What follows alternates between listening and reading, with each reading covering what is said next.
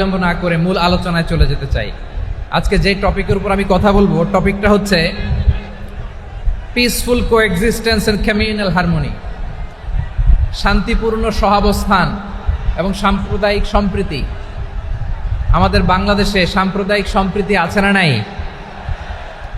আবহমান কাল থেকে আমরা মুসলিম, হিন্দু, বৌদ্ধ, খ্রিস্টান, পাহাড়ি, নৃগোষ্ঠী মিলেমিশে একাকার, আমরা সবাই মিলে বাংলাদেশ। আওয়াজ করে বলেন ঠিক কিনা? আমাদের পারস্পরিক সম্প্রীতি, ভালোবাসা, সৌহার্দ্যপূর্ণ আচরণ, বোঝাপড়া এটা বেশ মজবুত। তবে মাঝে মাঝে আমাদের এই সম্প্রীতির ভেতরে অনেকে ফাটল ধরাতে চায়। আমরা যে সুখে আছি, শান্তিতে আছি, এটা অনেকের ভালো লাগে না, ঠিক কিনা বলেন? আমাদের মধ্যে সাম্প্রদায়িক সম্প্রীতি, সৌহার্দ্যপূর্ণ আচরণ, ভালোবাসা এটা আবহমান কাল ধরে আছে। তার প্রমাণ আমরা তাফসিরুল মাহফিলের আয়োজন করলে আমাদের হিন্দু ভাইরা ডিস্টার্ব করে না, ঠিক কিনা? এবং আমি যদি বলি হাত তোলেন, হিন্দু ধর্মের কারা কারা এসেছেন, কত শত কত হাজার যে হাত উঠবে, আপনি অবাক হয়ে যাবেন। আমি চাচ্ছি না হাত উঠাতে। খুলনাতে সর্বশেষ যে আমি প্রোগ্রাম করে গেলাম, সেখানে কয়েকশো হিন্দু ভাই আসছে আমাদের আলোচনা শুনতে, আলহামদুলিল্লাহ। অনেক বৌদ্ধরা আসে, অনেক খ্রিস্টানরা আসে। এবার সফরেও অনেক হিন্দু ভাইরা আমার সাথে দেখা করেছে। তারা বলেছে, হুজুর আমরা আপনার আলোচনা শুনি, আলহামদুলিল্লাহ বলেন। So it's our responsibility to present our religion to our non-Muslim brothers and sisters. আমাদের অমুসলিম ভাই বোনদের কাছে ইসলামের সৌন্দর্য তুলে ধরা এটা আমাদের দায়িত্ব। We all are the ambassador of Islam. আমরা প্রত্যেকে দায়িত্বশীল, আমরা প্রত্যেকে এক একজন ইসলামের অ্যাম্বাসেডর, আলহামদুলিল্লাহ বলেন। এজন্য এমনভাবে দ্য বিউটি অফ ইসলাম, ইসলামের সৌন্দর্য আমাদেরকে ফুটিয়ে তুলতে হবে, যাতে করে নন মুসলিমরা শাহাদা পড়ে, কালিমা পড়ে মুসলমান হয়ে যায়।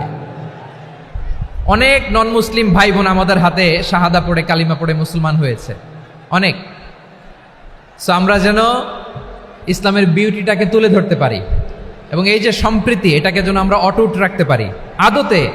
আদতে বাংলাদেশের ইতিহাস বলে আমাদের দেশে কোনো দাঙ্গা নাই, আছে?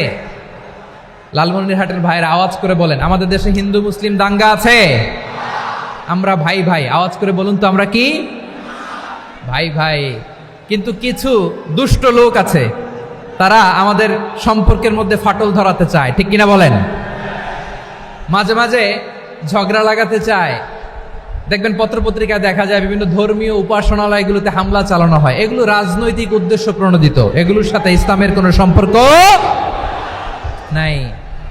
এজন্য এই দুর্বৃত্তদের ব্যাপারে আমাদের সাবধান থাকতে হবে।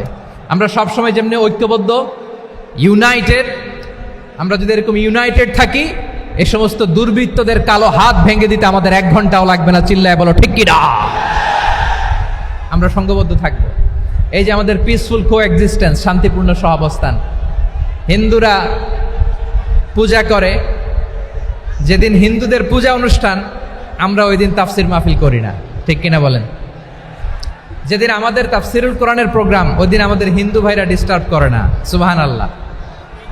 হিন্দুদের পূজা অনুষ্ঠানে মাদ্রাসার ছাত্র যে পাহারা দেয়, গোটা বিশ্বে এরকম দৃষ্টান্ত নজির বিরল, ঠিক কিনা বলেন? আইন শৃঙ্খলা বাহিনীর পাশাপাশি মাদ্রাসার ছাত্ররা যে সেখানে পাহারা দেয়, গোটা পৃথিবীতে এই দৃষ্টান্ত আপনি পাবেন। মাদ্রাসার ছাত্ররা, তারা তো কোরআনের ধারক, তারা হাদিসের ধারক, তারা কেন মন্দির পাহারা দিবে? এই সম্প্রীতিকে ধরে রাখার জন্য, এই সৌহার্দ্যকে ধরে রাখার জন্য, আমাদের পারস্পরিক ভালোবাসাকে অটুট রাখার জন্য। আওয়াজ করে বলতে হবে ঠিক কিনা? এখন বলেন, আমাদের এই ভালোবাসা অটুট থাক, আমরা চাই কি চাই না? আমরা হিন্দু মুসলিম মিলেমিশে শান্তিপূর্ণ সহাবস্থান, সাম্প্রদায়িক সম্প্রীতি। লালমনিরহাটের ভাইয়ের আওয়াজ করে বলুন, এই সাম্প্রদায়িক সম্প্রীতি আমরা চাই কি চাই না? আল্লাহ এই দেশকে তুমি বরকতময় করো, বাংলাদেশকে তুমি শান্তিময় করো। আওয়াজ করে সবাই বলেন আমিন। এই জায়গাটাতে সামান্য একটু আওয়াজ হচ্ছিল, এটাও থেমে গেছে, আলহামদুলিল্লাহ আলহামদুলিল্লাহ। এখন একেবারে everything is in my control, মাশাআল্লাহ। ঠিক আছে, আমি মূল আলোচনায় যাই। প্রিয় ভাইরা, আমি বলেছিলাম আমার আলোচনার বিষয় হচ্ছে শান্তিপূর্ণ সহাবস্থান, সাম্প্রদায়িক সম্প্রীতি। আমরা দেখব ইসলাম আমাদেরকে কি কি দিক নির্দেশনা দেয়। আমরা দেখব যে রাসূল সাল্লাল্লাহু আলাইহি ওয়াসাল্লাম এই পিসফুল কোএক্সিস্টেন্সের জন্য আমাদের কি শিখিয়েছেন, কি কি গাইডলাইন দিয়েছেন। আমরা 1, 2, 3, 4 করে এগুলো আপনাদের সাথে শেয়ার করব। আমি আপনাদের খেদমতে সূরাতুল আনআমের 108 নম্বর আয়াত তেলাওয়াত করেছি। এখানে আল্লাহ রাব্বুল ইজ্জা ওয়াল জালাল তিনি ইরশাদ করছেন, ওয়ালা তাসুব্বুল্লাযীনা ইয়াদউনা মিন দুনিল্লাহি ফায়াসুব্বুল্লাহা আদওয়াম বিগাইরি ইলম কাযালিকা যায়্যান্না লিকুল্লি উম্মাতিন আমালাহুম সুম্মা ইলা রাব্বিহিম মারজিউহুম ফায়ুনাব্বিউহুম বিমা কানু ইয়ামালুন। রব্বুল আলামিন বলেন, গোলাম ও আমার ইমানদার বান্দারা শোনো শোনো, ও আমার বিশ্বাসী বান্দারা শোনো শোনো, লা তাসুব্বুল্লাযীনা ইয়াদউনা মিন দুনিল্লাহ ফায়াসুব্বুল্লাহা আদওয়াম বিগাইরি ইলম।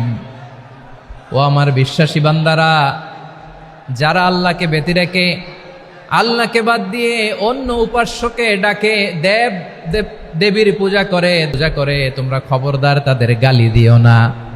আওয়াজ করে বলেন, কি দিও না? আল্লাহ বলেন, ও বিশ্বাসীরা শোনো, যারা আল্লাহকে বেছে রেখে দেবীর পূজা করে, অন্য উপাস্যের পূজা করে, তাদেরকে ডাকে, ওই দেবতাদেরকে তোমরা গালি দিও না। যদি ওই দেবতাদেরকে গালি দাও তাহলে ভুলবশত, শত্রুতাবশত তারা তোমাদের রব আল্লাহকে গালি দেবে, ঠিক কি না? তোমরা যদি তাদের দেবতাদের গালি দাও, ওরা রেগে তোমার আল্লাহরে গালি দিবে, তাহলে আল্লাহরে গালি খাওয়ানোর কারণ হয়ে গেলাম আমি, ঠিক কি না? বলেন। রব্বুল আলামিন বলেন, খবরদার বিশ্বাসীরা, আল্লাহ ছাড়া যারা অন্যান্য উপাস্যদেরকে ডাকে, দেবতাদেরকে ডাকে, তাদেরকে তোমরা গালি দিও না। ওই সমস্ত দেবতাদেরকে যদি তোমরা গালি দাও তাহলে তারা আল্লাহকে গালি দিবে, ঠিক কিনা বলেন? আমরা দেবতাদের গালি দিলে ওরা আল্লাহকে গালি দিবে। রব্বুল আলামিন বলেন, খবরদার দেবতাদেরকে গালি দিও না, তাহলে ওরা তোমার রব আল্লাহরে গালি দেবে। প্রতিটি জাতির জন্য তাদের কাজকে আমি আল্লাহ সুশোভিত করে রেখেছি, তারা সবাই একদিন আমার কাছেই ফিরে আসবে। এরপর আমি রব্বুল আলামিন তাদের আমলনামা তাদেরকে জানিয়ে দেব। সুবহানাল্লাহ পড়েন। প্রিয় ভাইয়েরা, আল্লাহ তাআলা বলেছেন, খবরদার গালি দিও না। আদেশটা কার? আওয়াজ করে বলেন তো। হিন্দুদের দেবতা দেবদেবীদেরকে গালি দেওয়া যাবে না। আওয়াজ করে বলুন প্রিয় ভাইয়েরা, এই আদেশটা কার? এই আপনাদের গলার আওয়াজ। অন্য ধর্মের দেবতাদেরকে যে গালি দেওয়া যাবে না, এই আদেশটা কার? আরো জোরে বলুন, কার? গালি দিবেন কোন দেবতাকে? দিবেন? যদি দেন তাহলে ওরা আল্লাহরে গালি দিবে, তাহলে আল্লাহরে গালি খাওয়াইলো কে? আপনি, ঠিক কিনা বলেন? আমি আল্লাহকে গালি খাওয়ানোর কারণ হলাম, কারণ আমি যদি গালি না দিতাম ওরা আমার রবকে গালি দিত না। আওয়াজ করে বলেন, ঠিক কিনা? তাহলে প্রিয় ভাইয়েরা, ইসলাম আমাদেরকে শিখায়, সূরাতুল আনআমের 108 নম্বর আয়াত থেকে আমরা বুঝলাম, কোনো ধর্মকে ছোট করা যাবে না। অন্য ধর্মকে ছোট করা মানে ইসলামকে ছোট করা। অন্য ধর্মের দেবতাকে গালি দেওয়া মানে আল্লাহকে গালি খাওয়ানো। আওয়াজ করে বলেন, ঠিক কিনা? খবরদার, এটা করা যাবে না। আর অন্য ধর্মের দেবতাকে যদি আপনি গালি দেন, ওরা ইসলাম থেকে দূরে সরে যাবে। যাও ইসলামের প্রতি আকৃষ্ট হয়েছিল আর কোনোদিন ইসলামের ধারে কাছে আসবে না। আওয়াজ করে বলেন, ঠিক কিনা? এজন্য কখনো কোনোদিন অন্য ধর্মের দেবতাদেরকে গালি দেওয়া যাবে না। অন্য ধর্মের কোনো দেবতাদেরকে আমরা গালি দিব না, গালি দিব না, বরং ইসলামের beauty, the beauty of Islam, ইসলামের সৌন্দর্যকে আমরা তুলে ধরব। আমরা যদি বিশ্বনবী সাল্লাল্লাহু আলাইহি ওয়াসাল্লামের জীবনের দিকে তাকাই, তাহলে আমি দেখব বিষ্ণু ইসলাম মক্কাতে কিংবা মদিনাতে অন্য ধর্মের লোকদের সাথে খুব পিসফুলি লাইফ লিড করেছেন। হোক মুশরিক, হোক খ্রিস্টান, হোক ইহুদি, বিশ্বনবী সবার সাথে মিলেমিশে ছিলেন। আলহামদুলিল্লাহ বলেন। ইসলাম হচ্ছে পিসফুল রিলিজিয়ান। অন্য ধর্মের প্রতি সহনশীলতার সবক ইসলাম আমাদেরকে দেয়। কিন্তু প্রতিটি মুসলিমের এটা মনে রাখতে হবে, আল্লাহর কাছে পছন্দনীয় গ্রহণযোগ্য ধর্ম জীবনাদর্শ একটি, সেটা হচ্ছে ইসলাম। আওয়াজ করে বলেন সেটা কি? লালমনিরহাটের ভাইয়েরা আওয়াজ করে বলুন, আল্লাহর কাছে মনোনীত ধর্ম একটি, সেটা কি? এজন্য রব্বুল আলামিন বলেন, ইন্নাদ-দীনা ইনদাল্লাহিল ইসলাম, আল্লাহর কাছে মনোনীত গ্রহণযোগ্য অ্যাকসেপ্টেড ধর্ম মতাদর্শ একটা, সেটা হলো ইসলাম। ইসলাম ছাড়া অন্য কোনো ধর্ম যদি কেউ তালাশ করে, তার ওই ধর্ম আল্লাহ গ্রহণ করবে না। ওমাই ইয়াবতাগি গায়রাল ইসলামি দীনান ফালাই ইউকবালা মিন ওয়া হুয়া ফিল আখিরাতি মিনাল খাসিরিন।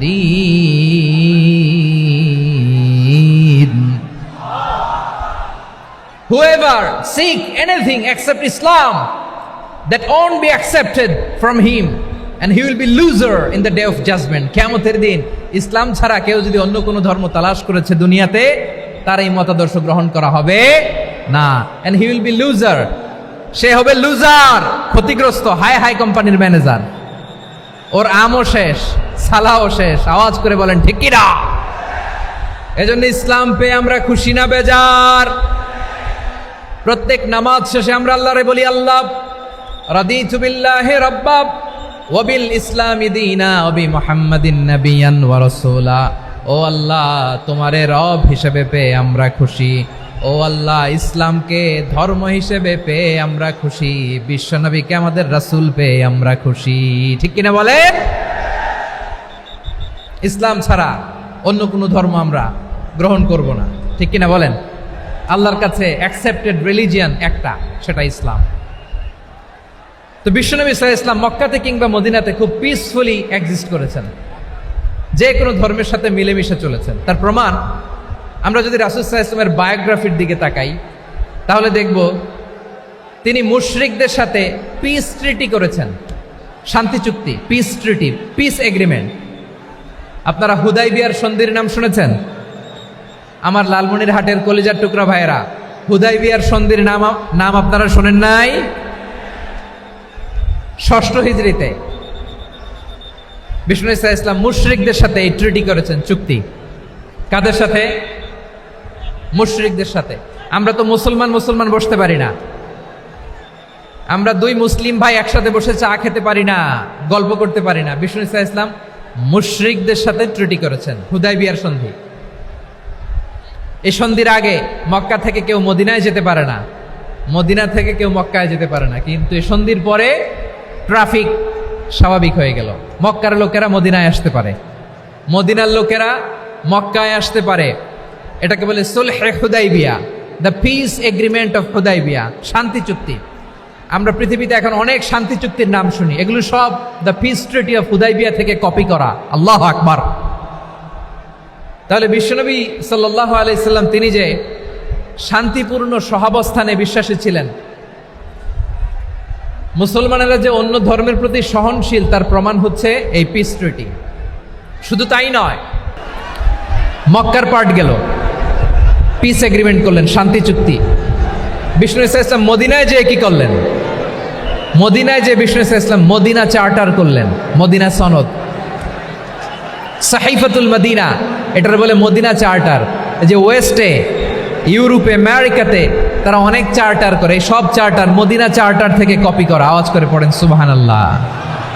বিষ্ণু ঈসা ইসলাম মদিনায় গেলেন, মদিনাতে মুসলিম, মুশরিক, ইয়াহুদি, এই তিন ধর্মের লোক মিলে সব স্টেক হোল্ডার যারা আছে সবাইকে নিয়ে বিষ্ণু ঈসা ইসলাম মদিনা চার্টার করলেন, মদিনা সনদ। পড়েন সুবহানাল্লাহ।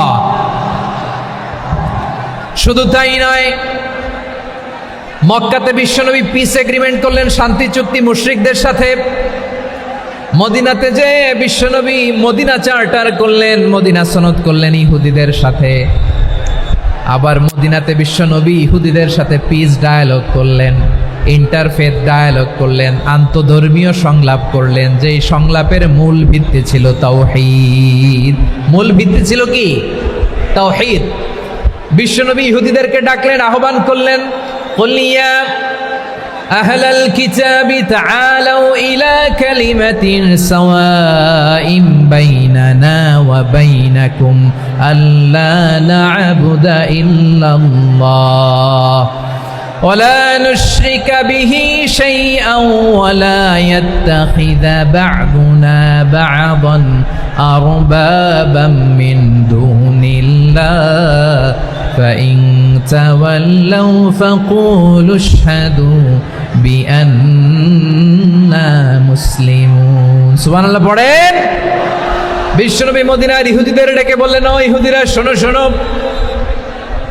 আসো এমন একটা আদর্শের প্রশ্নে আমরা একত্রিত হই যে আদর্শের প্রচার তোমাদের নবীরাও করেছে আমিও করি যে আদর্শের কথা তোমাদের পবিত্র ধর্মগ্রন্থগুলোতে আছে আমার কোরআনেও আছে সেটা হলো তাওহীদ আমরা এক আল্লাহ ছাড়া কারো ইবাদত করব না আল্লাহর সাথে কাউরে শরীক করব না আল্লাহ ছাড়া কাউরে রব মানব না পড়েন সুবহানাল্লাহ তাহলে আমার প্রিয় লালমনিরহাটের ভাইরা মদিনাতে যেয়ে তিনি মদিনা চার্টার করলেন মদিনা সনদ পিস ডায়ালগ করলেন শান্তির সংলাপ ইন্টারফেথ ডায়ালগ করলেন আন্তধর্মীয় সংলাপ যার ভিত্তি ছিল তাওহীদ সুবহানাল্লাহ পড়েন তাহলে অন্য ধর্মের প্রতি সব সময় ইসলাম সহনশীল টলারেন্স যদি আপনি দেখতে চান ইসলামের নবী বিশ্ব নবীর দিকে তাকান ঠিক কিনা বলেন আমরা তো সংখ্যালঘুদের রাইটস প্রোটেক্ট করার জন্য কত আইন বানাই কত বৈঠক করি কত সংবাদ সম্মেলন করি বিষ্ণু সাল্লাল্লাহু আলাইহি ওয়াসাল্লাম সংখ্যালঘুদের রাইটসের ব্যাপারে অধিকারের ব্যাপারে যে কথা বলেছেন শুনলে আপনি অবাক হয়ে যাবেন বিশ্বনবী বলেন আলা মান যালামা মুআহাদান আও ইনতাকাসাহু আও কাল্লাফাহু ফাওকা তাআতিহি আও কাল্লাফাহু ফাওকা তাকাতিহি আও আখাযা মিনহু শাইআন বিগাইরি তিবি নাফসিন ওয়া আনা হাজিজুহু ইয়াউমাল কিয়ামা খবরদার জেনে রাখো কেউ যদি কোনো সংখ্যালঘুর উপরে অত্যাচার করে কোনো সংখ্যালঘুর প্রাপ্য থেকে যদি কেউ কাউকে ঠকায় সংখ্যালঘুর উপর যদি কেউ কষ্ট দেয় কোনো সংখ্যালঘুর সম্পদ যদি কেউ জোর করে কেড়ে নেয় আমি কিয়ামতের দিন বিশ্বনবী ওই সংখ্যালঘুর পক্ষে আর ওই মুসলমানদের বিপক্ষে বাদী হয়ে দাঁড়াবো সুবহানাল্লাহ বলতে পারলেন না আল্লাহু আকবার আপনি নামাজি আপনি মুসল্লি আপনি হাজী সাহেব তাহাজ্জুদ পড়তে পড়তে কপালে দাগ ফেলে দিছেন আপনার প্রতিবেশী হিন্দু ভাবছেন আমার তো পাওয়ার আছে ওর জমিটা দখল করি বিশ্বনবী বলেন কিয়ামতের দিন ওই হিন্দুর পক্ষে তোর বিরুদ্ধে আমি বাদী হয়ে দাঁড়াবো পৃথিবীর কোন ধর্মে এরকম স্টেটমেন্ট পাবেন পাবেন আপনি ভাবছেন আপনি নামাজ পড়লে হাজী সাহেব কপালে দাগ ফেলায় দিলে আপনি সেলসেলায় জান্নাতে চলে যাবেন না খবরদার বিশ্বনবী বলেন কোন সংখ্যালঘুর উপর যদি কেউ আক্রমণ করে তার প্রাপ্য তাকে না দিয়ে যদি তাকে ঠকায় তার উপর জুলুম করে তার সম্পদ যদি কেড়ে নেয় আমি নবী তুমি মুসলিম হইতে পারো মুসল্লি হইতে পারো তার পক্ষে তোমার বিপক্ষে আল্লাহর দরবারে বাদী হয়ে দাঁড়াবো আচ্ছা লালমনিরহাটের ভাইরা কথা বুঝতে পারলে আওয়াজ করে উত্তর দেন বিশ্বনবী যদি কারো বিপক্ষে দাঁড়ায় কিয়ামতের দিন আই রিপিট আমি আবারও বলছি বিশ্বনবী যদি কিয়ামতের দিন কারো বিপক্ষে দাঁড়ায় ও তো সেলসেলায়া জান্নাতি তাই না জান্নাতিরা যে নবীর সুপারিশ ছাড়া জান্নাতের গেটও দেখা যাবে না ওই নবী যদি বলে তোর বিপক্ষে আমি বাদী হয়ে দাঁড়াবো ওই জান্নাতে আর ঢোকার কোনো সুযোগ আমাদের থাকবে এখানেই শেষ না আমার প্রিয় লালমনিরহাটের ভাইয়েরা এখানেই শেষ নয় বিশ্বনবী বলেন মান কাতালা মুআহাদান বুখারীর বর্ণনা মান কাতালা মুআহাদান লাম ইয়ারাহ রাইহাতাল জান্নাহ কেউ যদি কোনো মুসলিম যদি অন্যায়ভাবে কোনো সংখ্যালঘুকে হত্যা করে কোনো হিন্দুকে হত্যা করে কোনো বৌদ্ধরে হত্যা করে অন্যায়ভাবে কোনো মুসলিম যদি কোনো সংখ্যালঘুরে হত্যা করে জান্নাতে যাওয়া তো দূরের কথা ওই মুসলিম জান্নাতের ঘ্রাণও পাবে না সেই বুখারীর বর্ণনা মান খাতালা মুআহাদান লাম ইয়ারাহ রাইহাতাল জান্নাহ ওয়া ইন্না রিহাহা লা ইউজাদু মিন মাসিরাতি 40 আমা যে জান্নাতের ঘ্রাণ 40 বছর দূরের রাস্তা থেকেই পাওয়া যায় সুবহানাল্লাহ পড়েন প্রিয় ভাইরা এখান থেকে জান্নাতে পৌঁছতে লাগবে 40 বছর এত দূর কত বছর সবাই বলেন কত বছর এখান থেকে জান্নাতে পৌঁছতে লাগবে 40 বছর। এত দূরে থাকতেই জান্নাতের ঘ্রাণ আপনার নাকে এসে ধাক্কা মারবে। বিষ্ণুই বলেন, যে ব্যক্তি কোনো সংখ্যালঘুকে হত্যা করে জান্নাতের ঘ্রাণ তো পাবেই, জান্নাতে তো ঢুকতে পারবেই না, জান্নাতের ঘ্রাণও তার নাকে লাগবে না। পড়েন না আউযুবিল্লাহ। তাহলে সংখ্যালঘুদের ব্যাপারে ইসলামে অধিকার দেয়া আছে না নাই? লালমনিরহাটের ভাইয়ের আওয়াজ করে বলেন, আমার সংখ্যালঘু হিন্দু ভাইদের রাইটস, অধিকার আমাদের ইসলামে প্রোটেক্টেড আছে না নাই? এখানেই শেষ না। বিষ্ণু ইসলাম আপনার অমুসলিম প্রতিবেশীর সাথে ভালো আচরণ করতে বলেছে। আমাদের হয় না এটা মুসলিম পাড়া, ওটা বৌদ্ধ পাড়া, হয় না? অনেক সময় হয় না এটা আমাদের মুসলিম পাড়া, ওইটা হিন্দু পাড়া, এরকম আছে না নাই? লালমনিরহাটে নাই না? আছে? হিন্দু যদি আপনার প্রতিবেশী হয় কি করবেন? ওর কষ্ট দিবেন নাকি? কেন? ও তো হিন্দু, ও তো আমার আল্লাহরে ডাকে না, ওরা কষ্ট দিলে জায়েজ হবে না? খবরদার। বিষ্ণু ইসলাম বলেন, মান কানা ইউমিনু বিল্লাহ ওয়াল ইয়াউমিল আখির ফালিউকরিম জারাহ, যে আল্লাহ বিশ্বাস করে আর আখিরাতে বিশ্বাস করে সে যেন প্রতিবেশীর সাথে ভালো আচরণ করে। সুবহানাল্লাহ। কলিজা জুড়ায় যায় না আমার নবীর কথাগুলো শুনলে?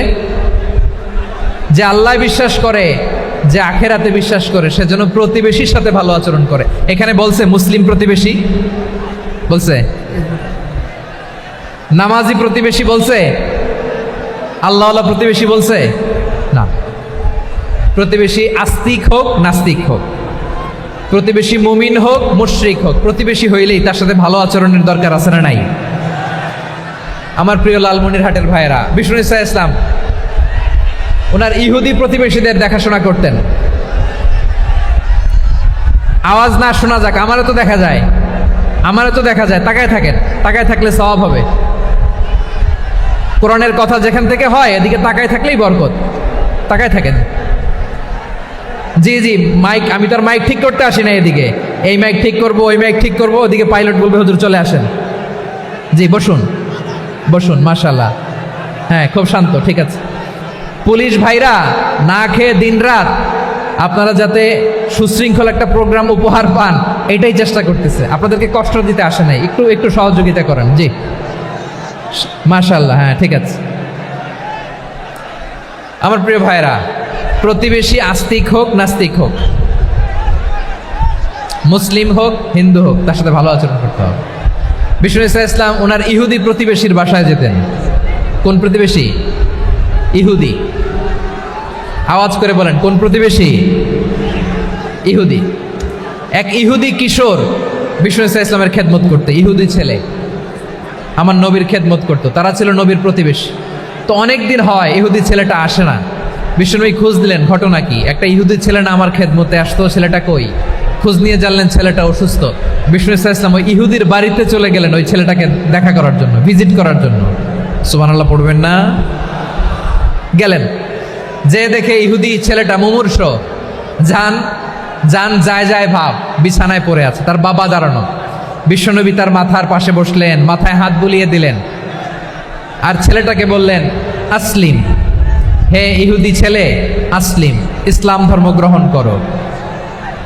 তো ছোট্ট ছেলে ভাবে আমরা ইহুদি, এখন ইসলাম ধর্ম গ্রহণ করলে আব্বা যদি বকা দেয়, ফানাযারা ইলা ওয়াজহি আবি, ছেলেটা তার বাবার চেহারার দিকে তাকালো, দেখি আব্বা কি কয়। আব্বা যদি বলে তাইলে ইসলাম ধর্ম গ্রহণ করবে। ইহুদি ছেলেটা তার বাবার দিকে যখন তাকালো, ওর বাবা বলে আতি আবুল কাসিম, আবুল কাসিম যা বলে তাই করো।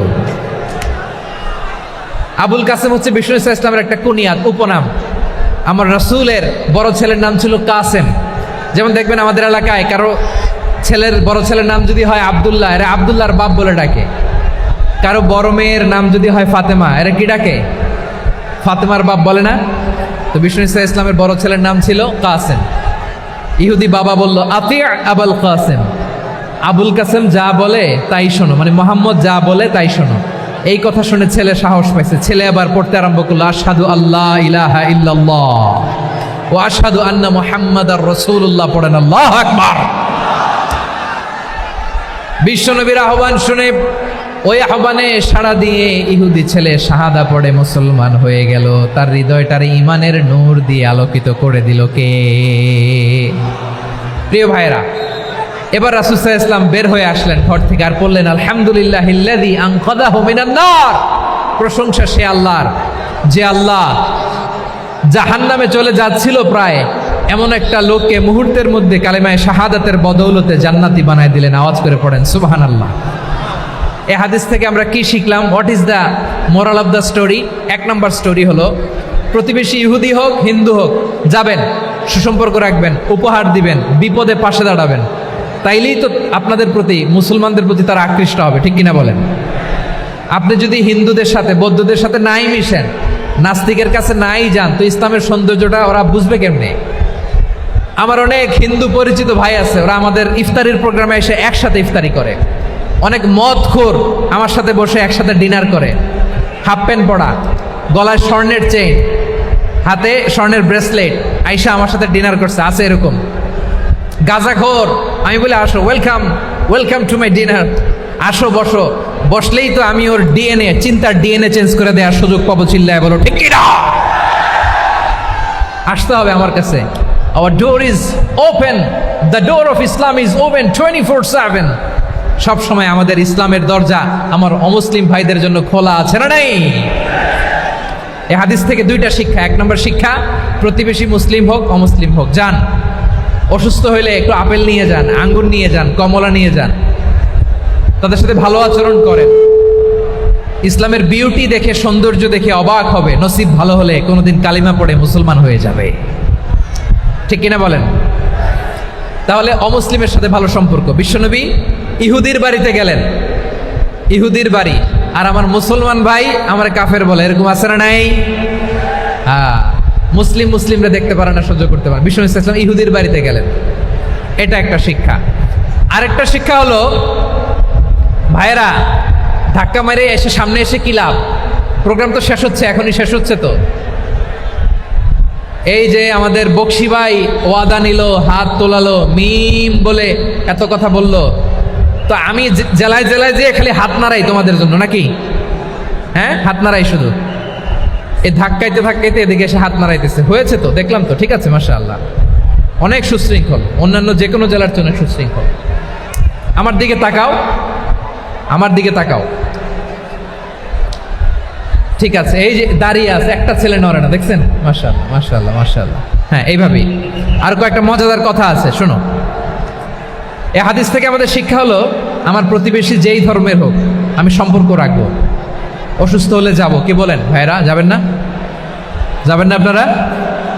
আচ্ছা, 2 নম্বর শিক্ষা হলো, বিষ্ণু ঈসা ইসলামের খাদেম ছিল ইহুদি, এতদিন খেদমত করলো, একদিনও বিশ্বনবী ওরা কালিমার দাওয়াত দেয় নাই।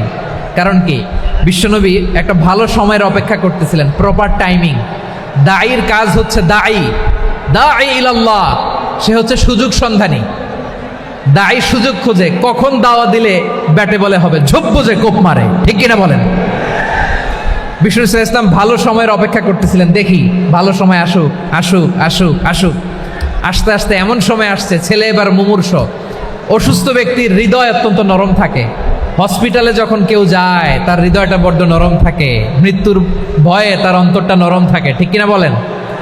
এই প্রপার টাইমিং এর অপেক্ষা করতেছিলেন। যখনই টাইমিং পেয়েছেন, দাওয়াত দিলেন, পড়ো লা ইলাহা ইল্লাল্লাহ, সুবহানাল্লাহ পড়েন সবাই। তাহলে ইসলাম অমুসলিম প্রতিবেশীর সাথে ভালো আচরণ করতে বলে। ইসলাম অমুসলিম মাতা পিতার সাথেও ভালো আচরণ করতে বলে। মাতা পিতা যদি অমুসলিম হয়, তারা ফেলে দিতে পারবেন? পারবেন? আমার লালমনিরহাটের ভাইরা, অনেক হিন্দু ছেলে আমাদের হাতে শাহাদা পড়ে মুসলিম হয়, কিন্তু ওর মা মুসলমান হয় নাই, বাবাও হয় নাই, এরকম আছে না নাই? তো ও হয়েছে মুসলিম, মা বাপ হিন্দু, এখন মা বাপ কি বাদ? হ্যাঁ, মা বাপ বাদ দেয়া যাবে? যেই মা আপনার 9 মাস 8 মাস পেটে ধারণ করলো, আপনার মায়ের নার ছেঁড়া ধন, আপনি ওই মারে বাদ দিতে পারবেন? যে মায়ের বুকের তাজা দুধ খেয়ে আপনি আজকে বাড়ন্ত তাজা তরতাজা, ওই মারে বাদ দেয়া যাবে? মায়ের এক ধারে দুধের দাম, কাটিয়া গায়ের চাম, পাপোশ বানাইলেও ঋণের শোধ হবে না, এমন দরদি ভাবে কেউ হবে না আমার মাগো। মায়ের এক ধারে দুধের দাম, কাটিয়া গায়ের চাম, পাপোশ বানাইলেও ঋণের শোধ হবে না, এমন দরদি ভাবে কেউ হবে না আমার মাগো। ঠিক কিনা? মাকে তো বাদ দেওয়া যায় না। ওয়াকাদা রাব্বুকা আল্লা তা'বুদু ইল্লা